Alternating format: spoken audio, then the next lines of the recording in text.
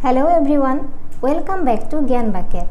মই আপোনালোকৰ লগত ডিসকাস কৰি আছো জিকে সিৰিজ এটা আৰু আজি হৈছে সিৰিজটোৰ পাৰ্ট 18 আই হোপ সকলোৱে আগৰ পাৰ্টবোৰ চাইছে আপোনালোকে ভিডিওৰ পিডিএফৰ কাৰণে আমাৰ টেলিগ্ৰাম চেনেলটো জয়েন কৰিব লিংক ডেসক্ৰিপচন বক্সত দি থোৱা আছে ওকে আৰু যি কোনো ধৰণৰ আপডেটৰ কাৰণে ফেসবুক পেজটো ফলো কৰিব আজি ফাৰ্স্ট কোৱেশ্চনটো হৈছে Who succeeded Robert Clive to lead East India Company? Option A, Lord Bentinck. Option B, Lord Cornwallis. Option C, Lord Hastings and D, Lord Wellesley. Are you ready to say? Lord Hastings. Okay. Next question. What was the role of the educated middle class of India during the time of revolt of 1857?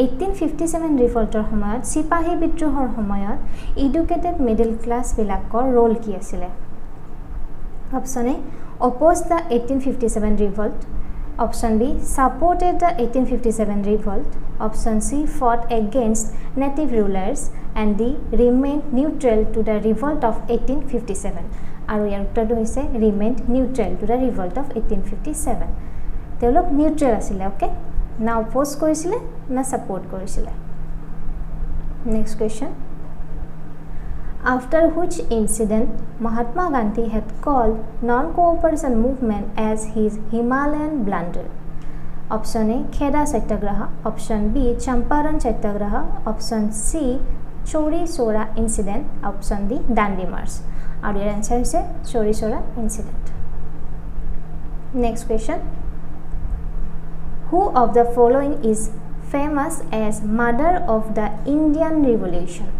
Option A Kasturba Gandhi, option B Kamala Nehru, option C Sarojini Naidu and D Madam Kama.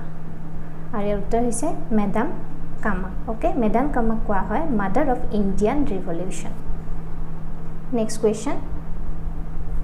In the individual satyagraha, who was the first satyagrahi? Individual satyagrahar সময়ত প্ৰথম সত্যাগ্ৰহী কোন আছিল option A doctor Rajendra Prasad option B Vinoba Bhave option C Jawaharlal Nehru and D Sardar Patel আৰু ইয়াৰ উত্তৰ হৈছে বিনোবা ভাবে can you tell me second কোন আছিল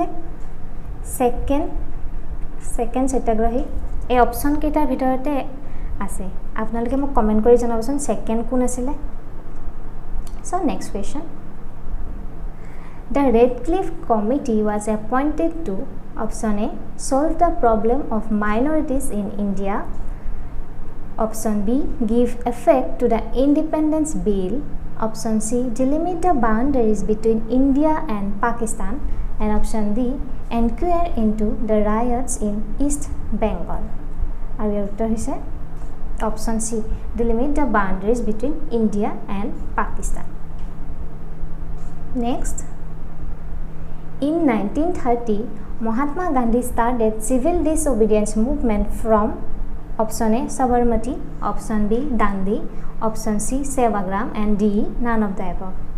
আৰু ইয়াৰ উত্তৰ হৈছে Sabarmati. Sabarmatiৰ পৰা ষ্টাৰ্ট কৰিছিলে ওকে দাণ্ডি মাৰ্চ দাণ্ডিলৈকে গৈছিলে next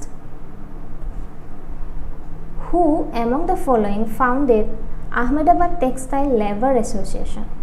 Option A Mahatma Gandhi, option B J.B. Kripalani, option C Sardar Patel and D Jawaharlal Nehru. আৰু ইয়াৰ উত্তৰ হৈছে মহাত্মা গান্ধী মহাত্মা গান্ধীৰ লগত আপোনালোকে আৰু এটা নাম পাব পাৰে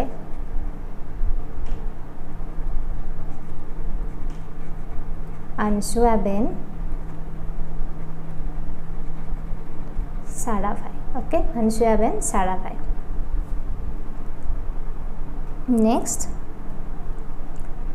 who was the president of the Swaraj Party in Assam during freedom movement? Option A Bishnuram Medhi, option B Maniram Dewan, option C Gopinath Bordoloi and D Torunram Phukon. আৰু ইয়াৰ উত্তৰটো হৈছে Torunram Phukon. Okay. Next question. Which of the following industries is known as sunrise industry? Option A, iron and steel. Option B, cotton and textile. Option C, information technology. And D, tea and coffee. আৰু ইয়াৰ উত্তৰ হৈছে information technology. Next, the Supreme Court was set up under which of the following act? Option A, Regulating Act 1773. Option B, Pitch India Act 1784.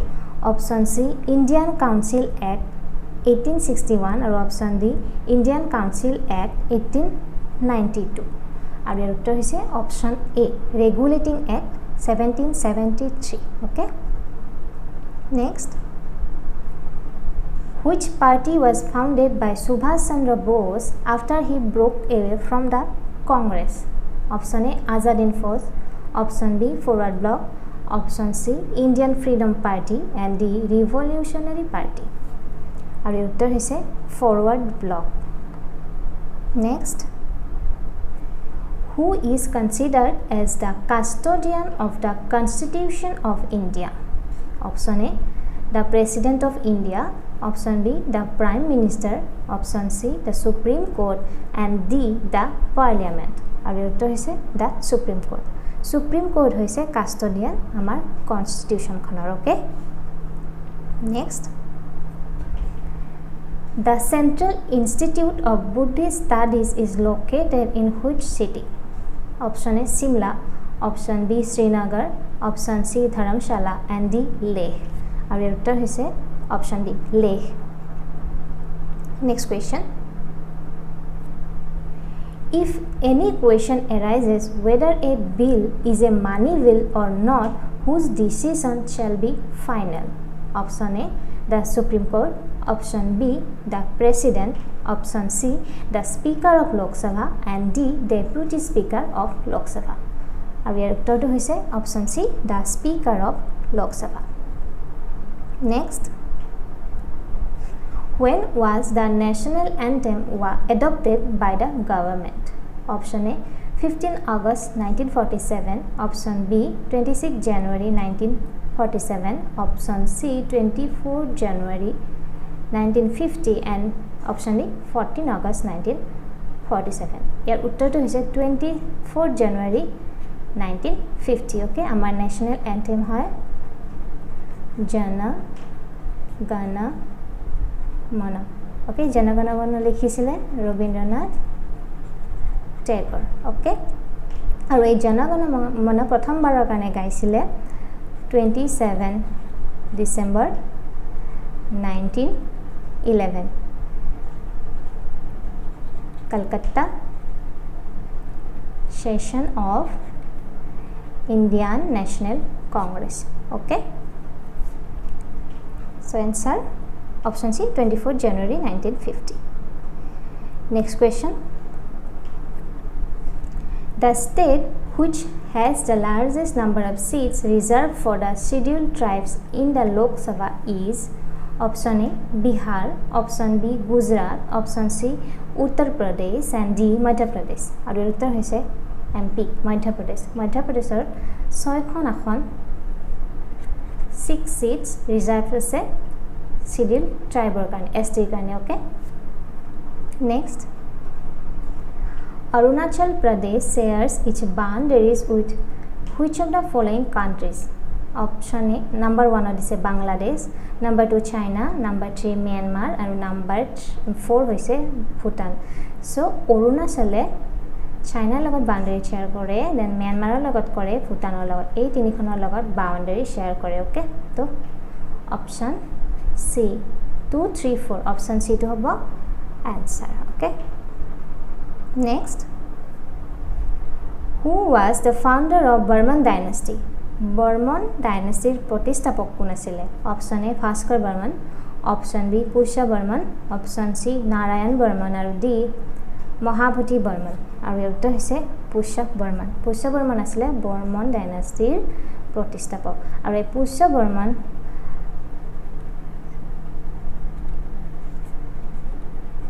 Samudraguptar contemporary আছিল. Okay, সমসাময়িক. আৰু এই কোৱেশ্চনটো বহুত important, আগৰ বহুত এক্সামত আহিছে. So next question, First Assamese printed book was option A Ram Navami, option B Dharmapustak, option C Lorabandhu আৰু option D Miri Jeori আৰু ইয়াৰ উত্তৰ হৈছে Dharmapustak. Dharmapustak আছিলে first printed book. Okay, so আজি এটো লাস্ট কোৱেশ্চন আছিলে. আই hope আপোনালোকে ভিডিওটো ভাল পালে, যদি ভাল পালে লাইক কৰি মোক জনাব আৰু শেয়াৰ কৰিব যিমান পাৰে.